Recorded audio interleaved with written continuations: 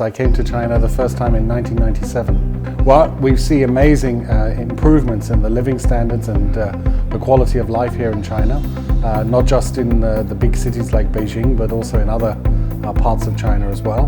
And I think we're also seeing a great sort of globalization of China as more and more Chinese speak English and more Chinese engage, I think, internationally as well. For those of us who live abroad, I live in Europe, we have many more Chinese visitors coming. So I think that must mean that they are more wealthy, they are more able to travel and more interested in the outside world. Juggernaut is a sort of a fast-moving, impressive and also a serious force which is sustained over time. And I think that better characterizes the process which China has gone through over the last 40 years. I think that Chinese economic growth has been impressive for a number of reasons. I mean, one perhaps is that the transition from a more agricultural society towards a more manufacturing one offers the potential for very fast growth if it's been handled well. And that was combined, of course, with substantial growth in exports, which China managed to accomplish as well. Furthermore, there's been, I think, very strong macroeconomic stability over time and keeping inflation relatively under control.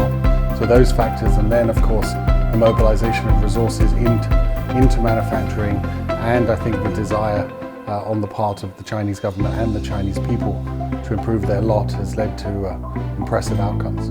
China joining the WTO was an important step forward because it actually confirmed that the WTO is a global institution. Of course, soon afterwards Russia joins as well, and which was important because they're an important country as well. But with China joining, we had the sense that all the big players were inside the tent, and this I think was very positive.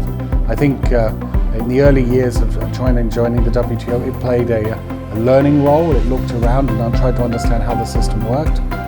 But then I think things got more complicated as the negotiations intensified to open up new markets. And again, there are lots of fears that this additional liberalization of trade would trigger more job losses and inequality, and that was a big concern.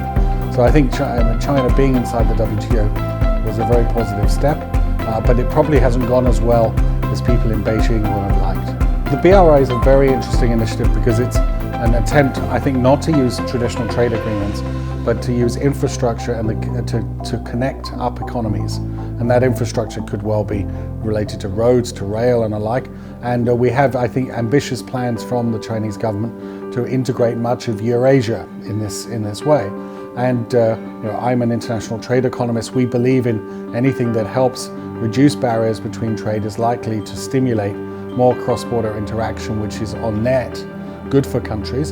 And so the BRI in principle has a positive contribution to play.